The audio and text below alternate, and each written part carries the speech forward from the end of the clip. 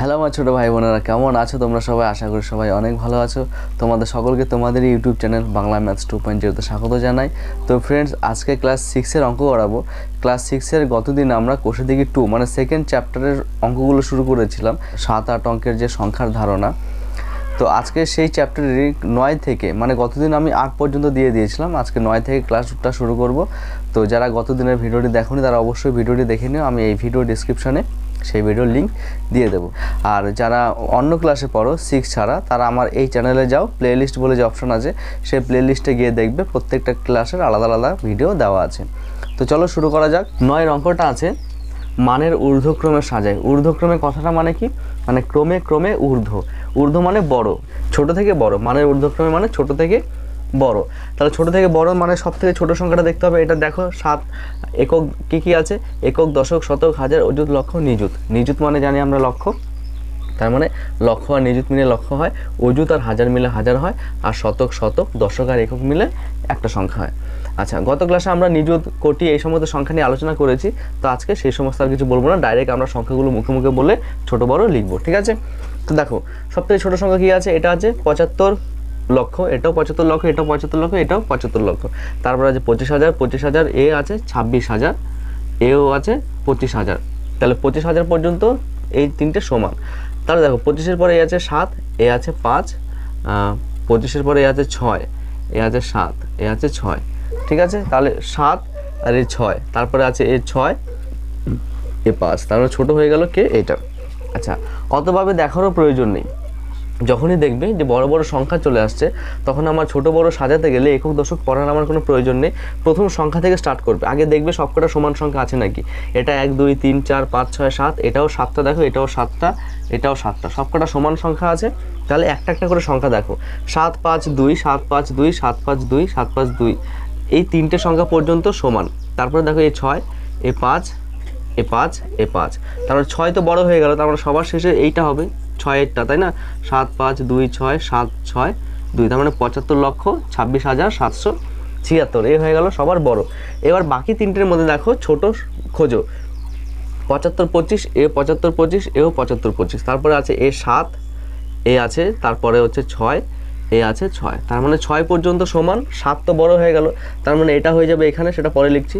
তাহলে 6 পর্যন্ত সমান, 6-এর পরে এ আছে 6, এ আছে 5, তার মানে কে ছোট? 5 ছোট। তাহলে এটা হয়ে যাবে সবার প্রথমে, ঠিক আছে? আর তোমরা যদি সংখ্যাগুলো বলে মুখে বলে ছোট বড় বার করো তাহলেও হবে, তাহলে তো সেটা আরও ভালো হয়। এটা যেমন 75,25,652, 75,25,662, 75,25,762, তাহলে 652 হয়ে যাবে ছোট, সেটা হলো। তারপরে বড়কে এইটা 75,25,662, তারপরে কি আছে 75,25,700, আর এটা 75,26,000, তাহলে 26,000 তো বড়ই, তাহলে এখানে হবে 75,25,762। আচ্ছা, এগুলো যেহেতু মানের ঊর্ধ্বক্রমে সাজাচ্ছি তাই কমা দেব না, এই চিহ্ন দেব, এটাকে বলে লেস দ্যান, ঠিক আছে? লেস দ্যান মানে মুখ যেদিকে হা করে আছে সে বড়, তার মানে এ বড়, আবার এইটার থেকে এ ছোট, এ বড়, আবার এটার থেকে এ বড়, এইভাবে ঊর্ধ্বক্রমে চিহ্ন দিয়ে সাজাতে হয়। বোঝা গেল? একইভাবে এটা দেখো, একক দশক শতক হাজার অযুত লক্ষ নিযুত, একক দশক শতক হাজার অযুত লক্ষ নিযুত, সবকটাই নিযুত পর্যন্ত আছে। তাহলে এটা 87 লক্ষ, 87 লক্ষ, 87 লক্ষ, 87 লক্ষ, সবকটা 87 লক্ষ।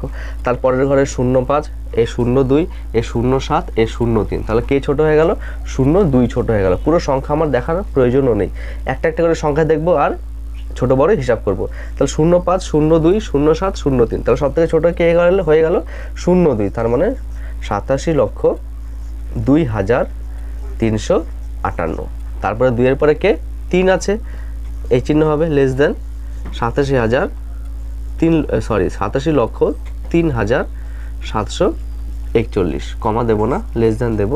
তারপরে 87,02, এটা 03, 05, 07, তার মানে 05 হয়ে যাবে তারপরের সংখ্যাটা, 87,05,321, তারপরে এইটা 87,07,341। আশা করি বোঝা গেছে। আচ্ছা, তারপর এটা দেখো, একক দশক শতক হাজার অযুত লক্ষ, এটা লক্ষ পর্যন্ত আছে। একক দশক শতক হাজার অযুত লক্ষ, একক দশক শতক হাজার অযুত, এটা অযুত, তার মানে লক্ষ থেকে তো অযুত ছোট হয়ে গেল, তার মানে অযুতের ঘর সব থেকে ছোট, একক দশক শতক হাজার অযুত লক্ষ, এটাও লক্ষ, তার মানে সব থেকে ছোটো পেলাম কত, অযুতের ঘর, মানে 27,562।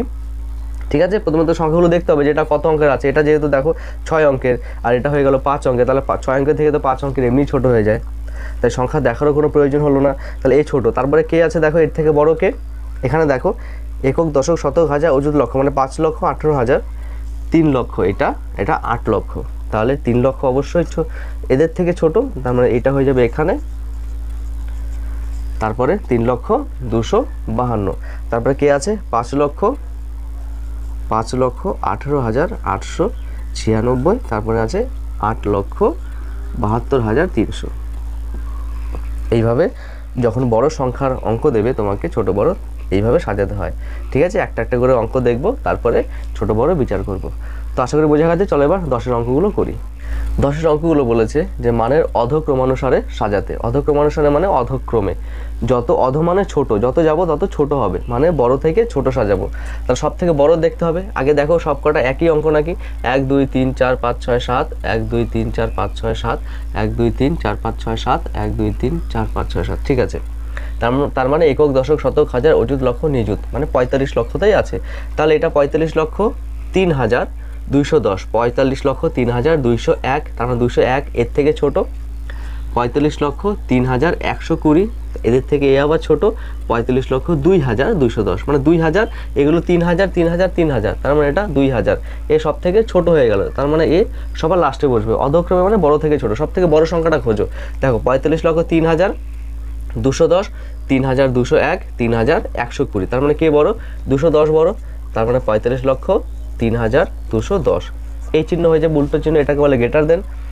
এ বড়, তারপরে যে বসবে সে ছোট বসবে, তার 201 বসবে, 45,03,201, তারপরে এ বসবে, তার মানে যা আছে তাই বসে পড়লো, তারপরে 45,02,000, তার মানে এটা তো এদের থেকে বড় ছোট হয়েই গেল। আচ্ছা, এবার এটা দেখো সব থেকে বড় খুঁজতে হবে। 1 2 3 4 5 6, 1 2 3 4 5 6 7, তার মানে এটা 7 অঙ্কের, এটা এর থেকে বড় হয়ে গেল। 1 2 3 4 5 6, এটা 6 অঙ্কের, 1 2 3 4 5 6 7, এটা 7 অঙ্কের। তাহলে 7 অঙ্কের মানে এটা 86 লক্ষ হয়ে গেল, তাই না? একক দশক শতক হাজার অযুত লক্ষ নিযুত, তার মানে 86 লক্ষ, এটা 63 লক্ষ। কে বড়? 86 লক্ষ বড়, তাই 86,40,51, এ হয়ে যাবে বড়। 86 লক্ষের পরে এইটা আছে, তাই 63,52,289। তারপরে দেখো একক দশক শতক হাজার অযুত লক্ষ, এটা 3 লক্ষ, এটাও 3 লক্ষ, তাহলে 3 লক্ষ 1,000, 3 লক্ষ 2,000, তাহলে এটা 2,000, এটা 1,000, তার মানে 2,000 বড়। পুরো সংখ্যাটা আমার দেখতে হলো না, 2,000 বড় হয়ে গেল। তারপরে হবে 3 লক্ষ 1,000, 3 লক্ষ 1,516, এইভাবে স্টেপ বাই স্টেপ দেখতে হবে। ঠিক আছে, আচ্ছা এটা একইভাবে সবচেয়ে বড় দেখো, আগে সংখ্যাগুলো গোনো। 1 2 3 4 5 6 7, 1 2 3 4 5 6 7, এটা 3 3 6 7, 3 3 6 7, তার মানে সবকটা 7 অঙ্কের, মানে নিযুত পর্যন্তই আছে। তাহলে এবার দেখো এটা 51 লক্ষ 51 লক্ষ 51 লক্ষ 51 লক্ষ, মানে লক্ষ পর্যন্ত সবাই সমান। তারপরে এটা হয়ে গেল 2,000, এটা হয়ে গেল 8,000, এটা হলো 0,000, এটা 82,000। তাহলে কে বড় হবে? যে 82,000 সে বড় হবে। 51 লক্ষ 82,000, 3টে শূন্য বসে বললো সব থেকে বড়। এবার 51 লক্ষ দেখো, এটা 8,000, এটা 2,000, এটা 0,000, তার মানে 51 লক্ষ 8,000 বড় হয়ে গেল, 8, তাই না? 51 লক্ষ 8,200, তারপরে হবে 2,000, তারপরে হবে 0,000, তার মানে 51 লক্ষ 00,280, এটা হয়ে গেল সব থেকে ছোট। তাই এইভাবে অধক্রমে সাজাতে হবে। চলো এবার 11 অঙ্কটা করি। দেখো এবার 11টা বলেছে দুটো সংখ্যার যোগফল দেওয়া আছে, একক দশক শতক হাজার অযুত লক্ষ নিযুত কোটি, 8,29,45,195।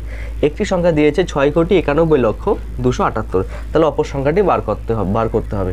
আচ্ছা, যোগফল থেকে একটি সংখ্যা দেওয়া আছে, তাহলে যোগফলের মধ্যে আমার কটা? দুটো সংখ্যা আছে, তা দুটো সংখ্যার মধ্যে কি আকারে আছে? যোগফল আকারে আছে। তা দুটো সংখ্যার মধ্যে একটি সংখ্যা আছে, তাহলে অপর সংখ্যাটি কী করে পাবো? এই দুটো যোগফল থেকে একটা বিয়োগ দেবো, তাহলে এটা সরে যাবে, তাহলে বাকিটা পড়ে থাকবে, তাই না? যোগফল থেকে একটি সংখ্যা বিয়োগ করলে অপর সংখ্যাটি পেয়ে যাব। তাই সেরকম আগে লিখে নিয়েছি, একটি সংখ্যা যোগফল যেটা দেওয়া আছে সেটা লিখলাম, একটি সংখ্যা যেটা দেওয়া আছে সেটা লিখলাম, অপর সংখ্যার সমান কী হবে? বিয়োগ হবে। তাহলে বিয়োগ যেই নিয়মে করে সেই নিয়মে করতে হবে। ছোটোবেলা আমরা যে নিয়মে করে এসেছি সেই নিয়মে, জাস্ট এখানে অঙ্কগুলো বেড়ে গেছে। তাহলে করতে থাকো। 15 থেকে 8 বিয়োগ করলে কত হয়? 7 হয়। এই একটা এখানে যোগ হবে 8, তার মানে 9 1 হবে, এটা 9 হবে, এখানে 1 হলে 4 হবে, তারপরে 4 হবে, 9 থেকে 1 বিয়োগ করলে 8 হবে, 12 থেকে 9 বিয়োগ করলে 3 হবে, 12-এর একটা এখানে বসবে, তার 7 বিয়োগ করলে 1 হবে। এটা হয়ে গেল উত্তর। ঠিক আছে, বিয়োগ যেভাবে করে সেভাবেই করতে হবে। তো চলো এবার 12 অঙ্কটা করি। দেখো 12টা দুটো সংখ্যার বিয়োগফল দিয়ে দিয়েছে, একটি সংখ্যা দিয়ে দিয়েছে। এটা বড় সংখ্যা, তাই ছোট সংখ্যা দিয়ে তোমাদের একটু বুঝিয়ে দিই। মনে করো 5 থেকে আমরা 2 বিয়োগ করলাম 3, ঠিক আছে। তাহলে এখানে বলেছে বিয়োগফল কত পেলাম 3, তার মানে 3 দিয়ে দিয়েছে, আর একটি সংখ্যা দিয়ে দিয়েছে 2।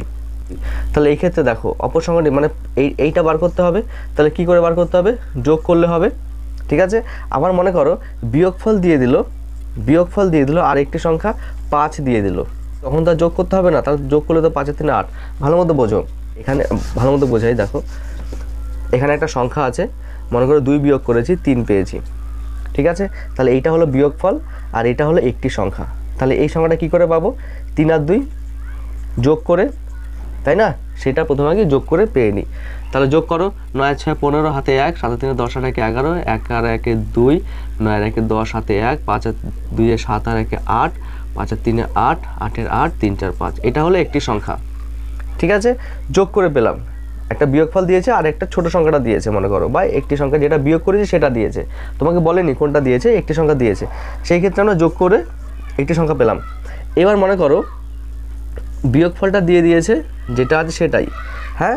আর একটি সংখ্যা মনে করো এইটা দিল, হ্যাঁ, এইটা দেয়নি, ঠিক আছে। দেখো বিয়োগফল দিয়ে দিয়েছে আর একটি সংখ্যা দিয়েছে। কেমন? একটি সংখ্যা দুটো হতে পারে, একটা এইটা হতে পারে, একটা এইটা হতে পারে। এইটা দিলে তো যোগ হয়, মানে একটা যোগ হলেও উত্তর পাবো। আর একটা মনে করো এইটা দেয়নি, এইটা দিয়েছে, তাহলে সেই ক্ষেত্রে কী পাবো? 5 থেকে 3 বিয়োগ করলে উত্তরটা পাবো, ঠিক আছে।